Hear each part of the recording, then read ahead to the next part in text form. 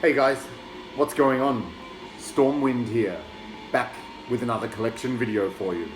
So in this video, I'm going back to my existing CD collection, just returning to the alphabetical order of my old CDs, which I've accumulated over the years.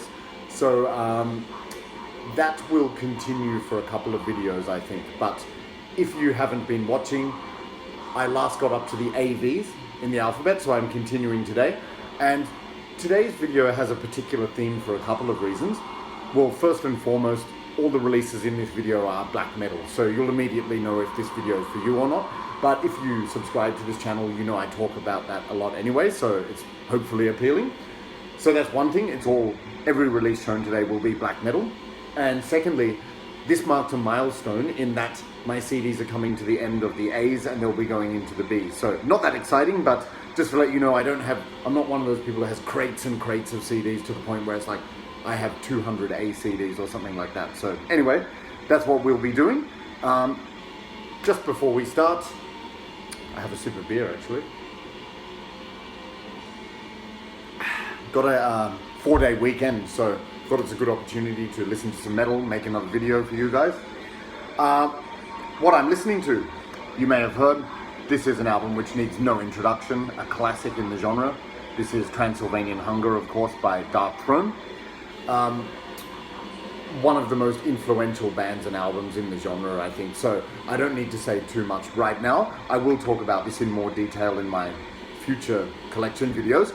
But yep, this along with the other two albums after Soulside Journey, so A Blaze in the Northern Sky and Under a Funeral Moon, they're just considered essential in this genre. And back in the day when I got heavily into DARKTHRONE, like mid to late 90s, my favorites always hovered between this one and Under a Funeral Moon. But it's really hard to pick, but I think my favorite is actually Under a Funeral Moon, but this is a very close second. Just a lot of people complain about the sound on this album, saying it's like muffled and distorted and everything. Yes, but that's part of the charm. It's just this blinding atmosphere, and some of the melodies and just the atmosphere on this album is so incredible. Like it's a oral snowstorm blizzard, but just brilliant. Anyway, so you guys know this album. If for some reason you don't, definitely check it out. It's essential. But anyway, that's providing the background music today. DARKTHRONE's Transylvanian Hunger. Right, so how many CDs have I got? 7 to talk about. So I'm going to try not to waste too much of your time and just get into it, be economical with the words, and let the music speak for itself, hopefully. All right, so I'm coming to the AZs or AZs in my alphabet, so last 2 bands. So the first band I'm going to talk about today, this is AZAGHAL with Helvetin, Yhdeksan, Piiria. So Finns, if you're watching, I apologize if I completely butchered that title. It's a Finnish title, which translates to the 9 circles of hell. So that was my bad attempt at speaking Finnish. So there's the album cover. So if you're familiar with Finnish black metal, you'll probably already be aware that they're one of the leading bands in that genre. Like AZAGHAL is one of the most famous and well-established black metal bands in Finland. But it's interesting, I've heard some rumors about them, like apparently when I watched this documentary about Finnish black metal, which is a really good one, I'll leave the link in the description later because you guys have got to watch it. The guy from Anal Blasphemy and Hammer of Hate Productions, he was saying that AZAGHAL was hated in Finland, hated and ostracized, because there's a lot of elitism in Finland. But I don't know if that's true, and I'm not sure of exactly the reason why. But anyway, I think this band is brilliant. This is a great album. Here, just inside, you've got all of the lyrics, which are of no use to me because they're in Finnish, which is a difficult language, of course, and I know none. Okay, and here just on this liner notes page, picture of the band, I'll just read what it says because it gives you some insight.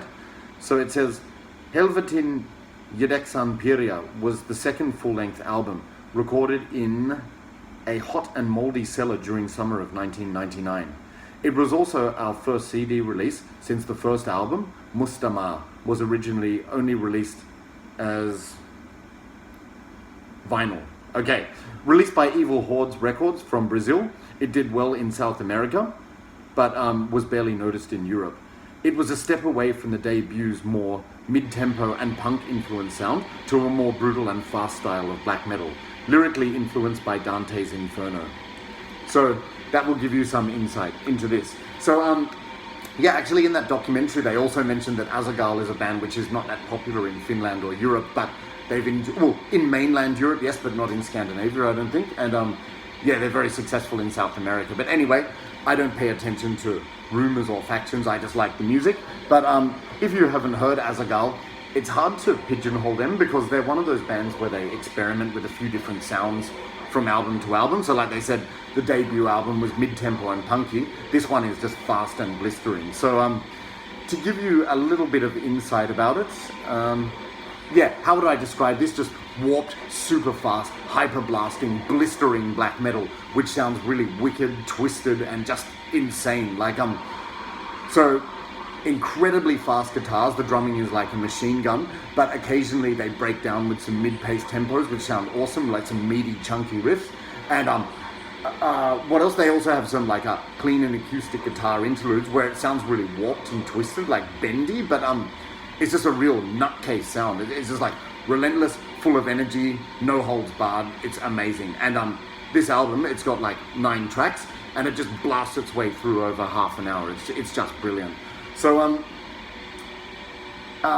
there's really no bad tracks on this album. Again, it's one of those overall listen albums. Like so many riffs. This is chock full of riffs. So there's so many. It's hard to pinpoint particular standout riffs. Like every song has its catchy moments, and although it's extremely fast, like just because it's going so fast, like you really hear the grooves in these riffs. Like they're so catchy, and you'll be humming along or singing along, or they stick in your head.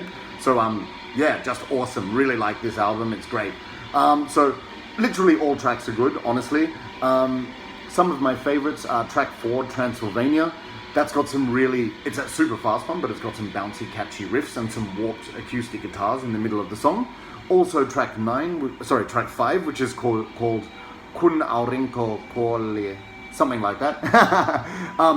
That's interesting because that sounds, the main riff in that sounds like the riff from the Marduk song, The Black Tormentor of Satan, from Heaven Shall Burn, you know, like,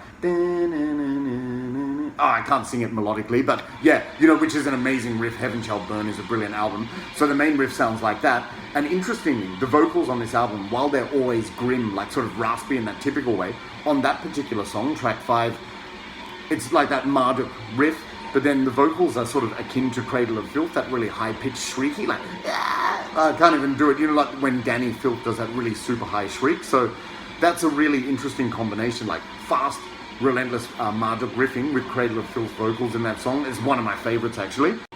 And we're back again. Sorry, some phone memory issues there. So continuing on from, so track 5 is great. Then also track 6, Harmageddon. That's got some mid-paced galloping riffs coupled with some mean blistering riffs. So again, they always have these breakdowns and mid-sections, although it's really hyper-fast most of the time.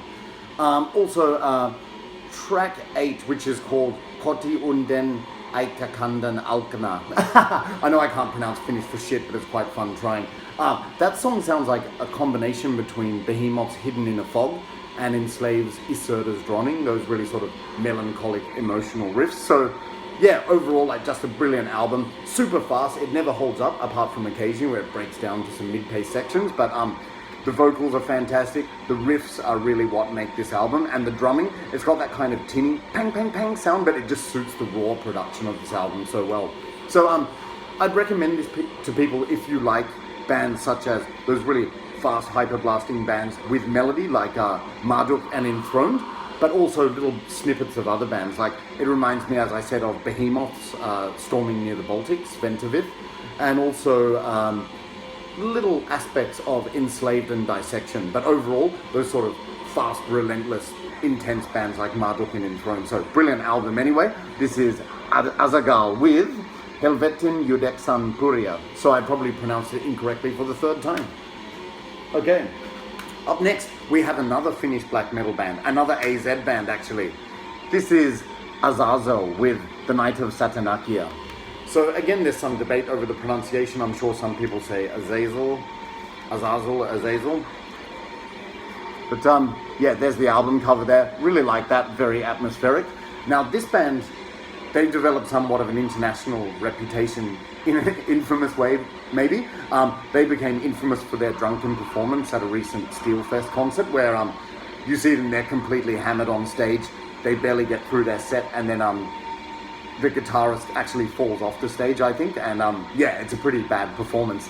But actually what got me interested in this band, when I was watching that Finnish black metal documentary I told you about, I saw it for the first time about 3 years ago. The name of that documentary is called The Burning Flame of Gehenna, something like that. As I said, I'll leave the link in the description. But it starts off with the main guy from, I can't remember his name now. The main protagonist from AZAGHAL. He's wearing corpse paint, smoking a cigarette, holding a mug of beer, and he goes, I wish death, destruction, pain, darkness, and evil upon everyone. Like, it was just so theatrical, but immediately I saw it and went, wow, what an intro. Like, this guy seems quite outspoken, so it was just such a brilliant introduction to the documentary. And then you see him in the documentary talking about his band's music, what influenced him, along with a few other bands, other famous Finnish bands. So like you've got Satanic Warmaster, Horner, Enochian Crescent, Behemoth, AZAGHAL, like so many. It's a brilliant documentary. But anyway, yeah, so he talks about how the band formed, and he made some other sort of outrageous statements in it and got very angry, and I thought, that alone, it's giving some appeal to it. And then I actually took the time to listen to the music. This is fantastic, like really good. This one came out in 1995. So when the band broke up for a long time, apparently because the other guys wanted to play punk, which he was angry about, but now they're back together in another form. But this was the first release, The Night of Satanachia, 1995. It's just really raw, atmospheric, fantastic black metal. What I would describe it to mostly is early Burzum, in the sense that a lot of it's like mid-pace, like there's 4/4 beats, and really grim vocals, like in the vein of Burzum, maybe not as screamy, but just like raw and yeah, but like it's really fantastic. Great catchy riffs, and the introduction and, you know, intros and outros and everything, they have a lot of atmosphere too. So this is just a mini one. It's got 6 tracks and 3 live tracks. So talking about my favorite songs, like the intro and outro are just atmospheric, ritualistic spoken word parts, which have something. My favorites are Longing for Dark Winterforest, Succubus Seduce Me, and The Night of Satanachia. Like, all 3 songs are great. Not that there's anything wrong with The Glow of Golden Full Moon, that's the first one, but like just those last 3 main tracks really stand out to me. My favorite being Longing for Dark Winterforest, great title and just a great atmosphere and riff on that song, so catchy. So yeah, that's all I have to say about this. Just show you the disc. And now I know I didn't show the one of AZAGHAL, but that's a pretty boring disc, just this dark colored picture, so not great.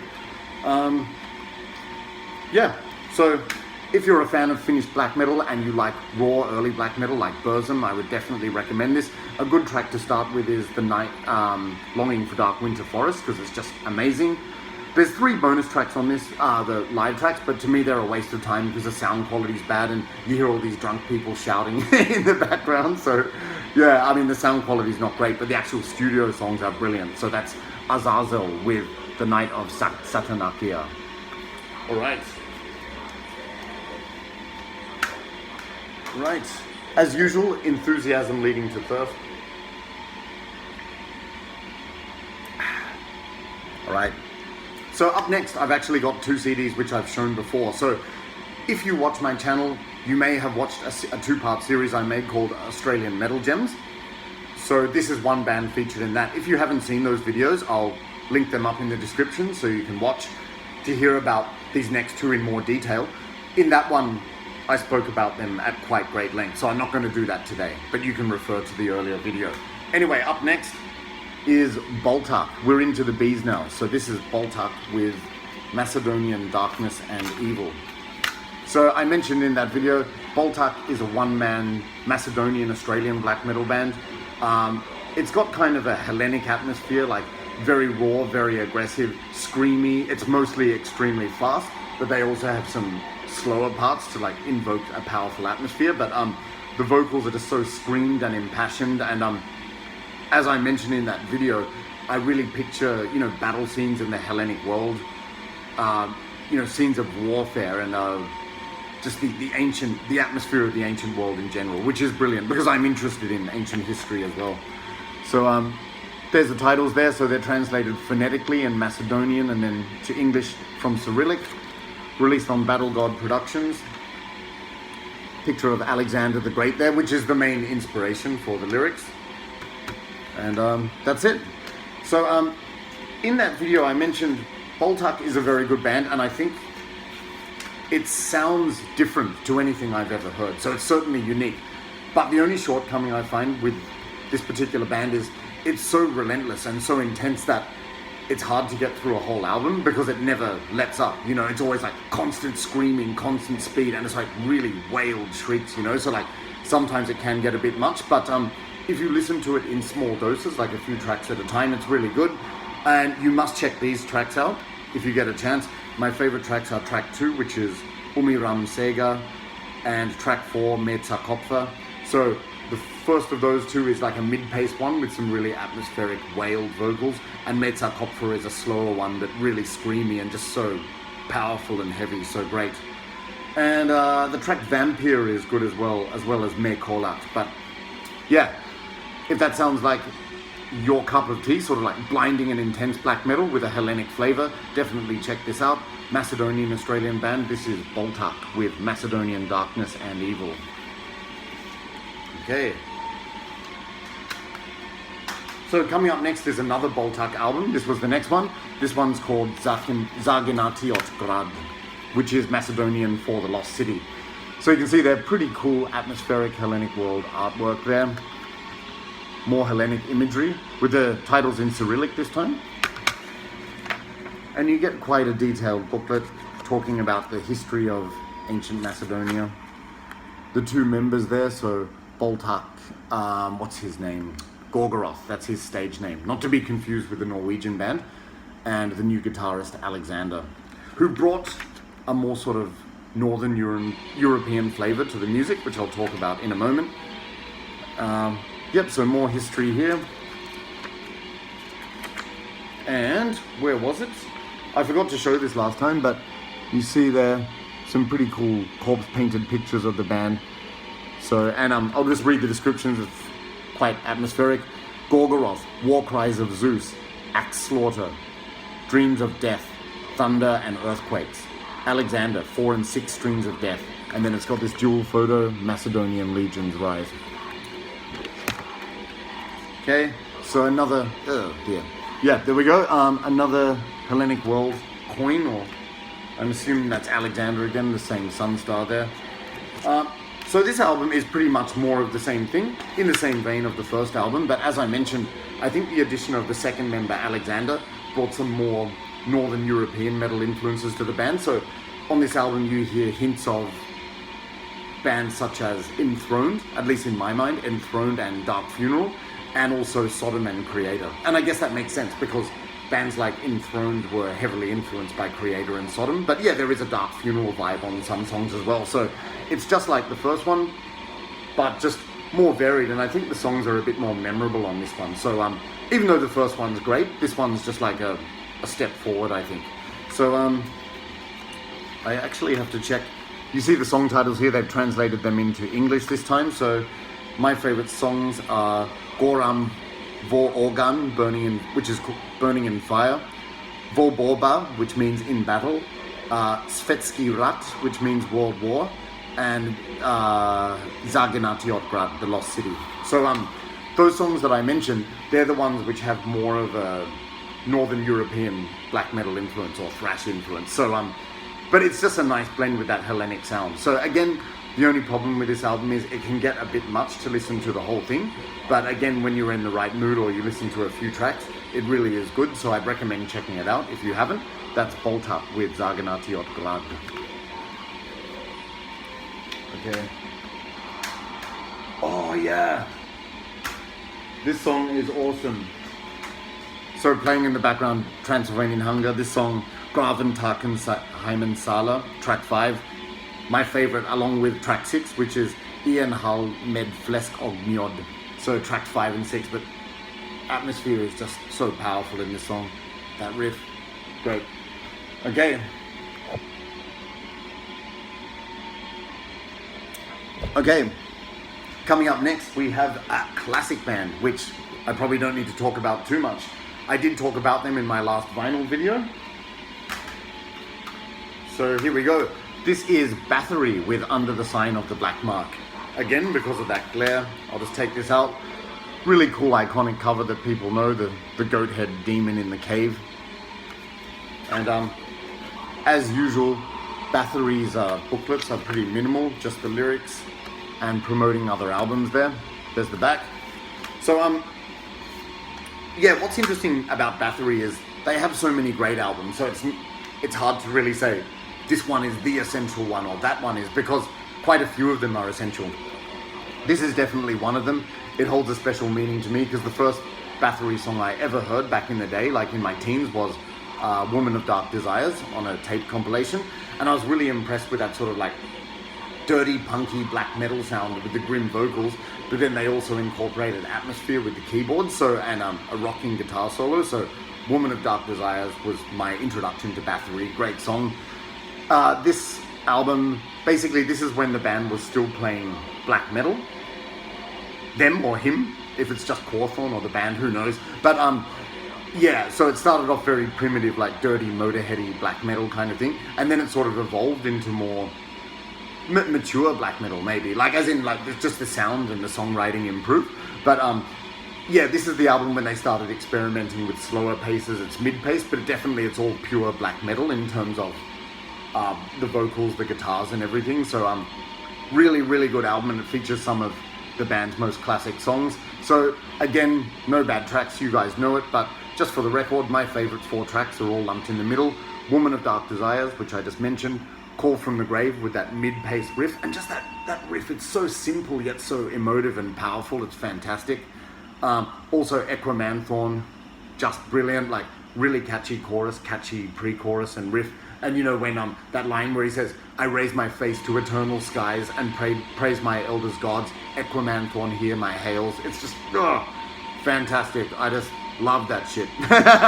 Brilliant. And then also Enter the Eternal Fire, another slow song. You know, just some atmosphere in that with the melodies and like, maybe is it keyboards in the background? I don't know, but like the main melody, the hook in that riff is just so catchy, and that is almost a sing-along Bathory song. So yeah, they're my favorite songs, but also some other great ones like Chariots of Fire, Massacre, which are more sort of like straight ahead, fast black metal songs. But if you're not familiar with Bathory, again, that's an oversight, so you should definitely check them out.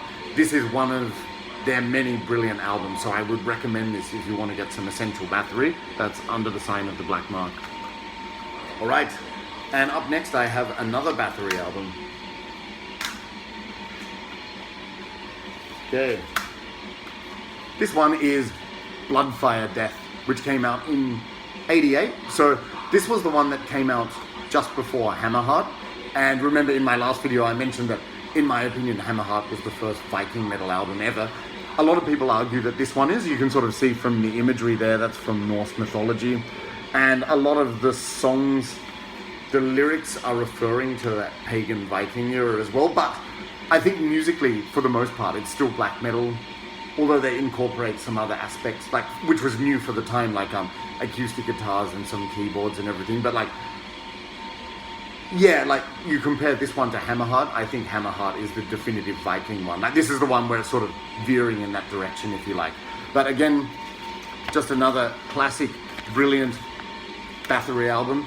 I would say, I would go as far as saying with this one and the previous one, Under the Sign of the Black Mark, these are just perfect albums. Like honestly, no bad songs. Yeah, there's no fault. I can't find any fault in this album or the Under the Sign of the Black Mark. So it's really hard to name favorite songs because they're all brilliant. But again, if probably my favorites are A Fine Day to Die. You know, just that mid-paced gallop, and it's got some atmosphere with the keyboards and everything, and like conjures some really powerful images. So that's amazing. My other favorites are For All Those Who Died, like just a mid-paced catchy track, and like the vocals are really screaming and impassioned and so catchy, and you know that part, you know the end of the chorus is like it's wailing, it sounds awesome, so love that. Also Dies Irae, because it's got some blistering guitar solos, then it breaks down to the mid-pace. That mid-pace breakdown in the song, yeah, it's awesome. And it's got these impassioned vocals again, which you really want to sing along to, you know, like, now it's time to enter the never-ending burning fire, the heavens shall burn when we're gathered. And you probably guessed it, but that's the song that must have influenced the Marduk album, called Heaven Shall Burn When We Are Gathered. So that's the thing. On this album alone, you see how Bathory influenced the second wave of black metal so much. They influenced the Marduk title. Also, the first track, the atmospheric opener, Odin's Ride Over Nordland, that influenced the acoustic intro on Immortal's Diabolical Full Moon Mysticism. They sound very similar, in my opinion. And then also, at the end of the last track, Blood, Fire, Death, the acoustic guitar part, that reminds me of Ulver's Kveldsanger, so I think they took some influence from Bathory. At least, that's what it sounds like to me. So speaking of my last favourite track, Blood, Fire, Death, the title track, just so epic, so powerful, full of emotion. That song is an anthem, so they are my favourite songs there. So just to recap, A Fine Day to Die, For All Those Who Died, Dies Irae, and Blood, Fire, Death. But also the other tracks, the straightforward, fast, thrashy ones, like The Golden Walls of Heaven, Pace Till Death, Holocaust, all amazing. But just like those other four, I like them even more just because they really stand out as anthemic tracks. But this was the first one I ever heard. Like, Woman of Dark Desires was the first Bathory song I heard, but when I bought my first Bathory album in late 90s, I was in contact with this guy from Sweden, and I knew second wave of black metal. I was going, oh, people always talk about Bathory, which album is a good one? And he said to me, start with Blood, Fire, Death. And I went, okay. And no complaints, because I really liked it. But as I've mentioned, you can't really go wrong with any Bathory albums, apart from, there was one, this dry sounding thrash one, which I didn't like, Octagon or something like that. But I'm talking about earlier ones anyway. But really, really good album. One of the pioneering, influential albums for Viking metal, and a very influential album for black metal in general. It's brilliant and essential. Check it out. That's Bathory with Blood, Fire, Death.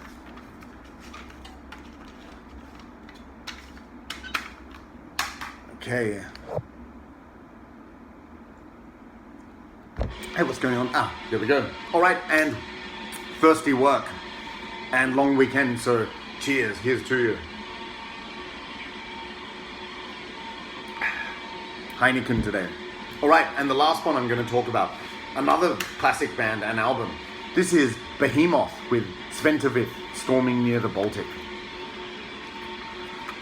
So again, Behemoth, a very well-established band, and one which has polarized a lot of metal fans. So a lot of people love them, a lot of people hate them. I try not to get involved in those arguments. I just talk about the albums I like, but this one is from the early days. This is when they were purist black metal, so like, I think this album is 1994, so right in the thick of second wave black metal. In my opinion, this is when they sounded the best, as in it's their style that I like the best. So later on they went on to play death metal, and then they became more and more successful, and I think a lot of fans hated that or held it against them. I mean, I don't. It's one of those things, like, bands are entitled to do what they want to do, so, you know, deal with it. But it's, you know, and then again, a lot of new fans or other people really love the new stuff. So for their death metal stuff, I did like a couple of albums, like Satanachia and Thelema 6, and there was that other one, someone from 2004. Yeah, it's not bad, except I have to admit I do prefer their older style of black metal more, so that's just my opinion.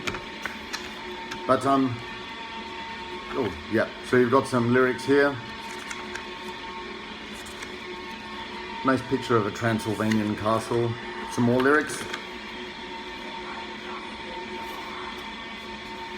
And cool artwork on this. Portraits of the band. So if you're not familiar with Behemoth, they are a band from Poland, so it's Polish black metal.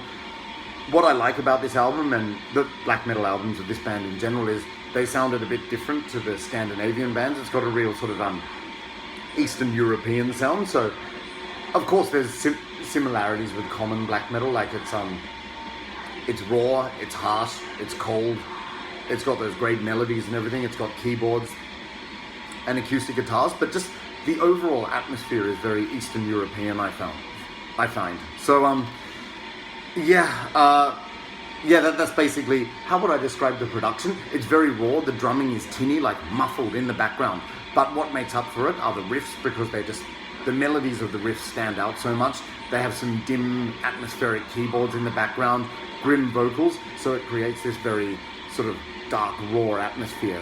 Again, like just of typical black metal things, but it's a really, really enjoyable listen. With the keyboards, they're not going all the time. So I've heard some people say this album reminds them of Emperor.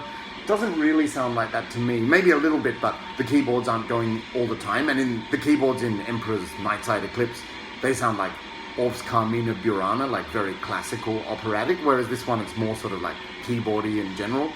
So they have keyboards to serve the song when it suits, like going over the top. Also some acoustic guitar pieces, like they have some interludes, like The Touch of Nagar and Ancient. They are some sort of softer acoustic tracks. They also have a piano track called Hell Dwells in Ice, but the rest of it is like raw black metal interspersed with some keyboards and acoustic guitars. So anyway, my favorite songs: Chart of the Eastern Lands, From the Pagan Vastlands. Like these songs I'm naming really stand out as songs. They're not just like background ones. Like they have a certain feel and an atmosphere, and you remember, like you can sing along to them. Also, my favorite track on the album, Hidden in the Fog, just with the use of the keyboards. Those keyboards actually do sound a bit choral in that song, but it's like mid-pace and it's sorrowful, and it's got this almost like sort of classical dramatic feel, but like Hidden in the Fog, my favorite track for sure. Then also Entering the Faustian Soul is also great. That's got a hypnotic melodic riff and icy haunting keyboards in the background, so hey, can't go wrong with that. And also the song Forgotten Cult of Alderon also has some really haunting keyboards. So keyboards do play an important role, they're just not going all the time. So this is from the band's early days. A lot of black metal fans really like this one. I think people should discover a band's music for themselves. So I'm not saying people should not check out the new stuff. I don't mind their death metal stuff, as I said, but I much prefer this. I think this style, to me, is much more interesting, but hey, that's taste. So anyway, brilliant album by a brilliant band. This is Behemoth with Sventevith, Storming Near the Baltic. Alright guys, and that's it for this video. Got through 7 CDs, all black metal, sort of touring around the world there with black metal. We went to Finland, Macedonia, Australia, Sweden and Poland, and Norway in the background. So that concludes this video. I'm going to try and do another one, maybe another couple before the end of the year, just because I want to keep this going. So as always, if you have any suggestions for things you'd like to see in future videos, just let me know. And once again, thanks for all of your support. Thanks for watching. Thanks to those who have subscribed. If you like this video, please subscribe. I hope you watch again in future. And I'll be back soon with the next installment. So thanks a lot for watching once again. Take care, and I'll see you in the next video. See you guys.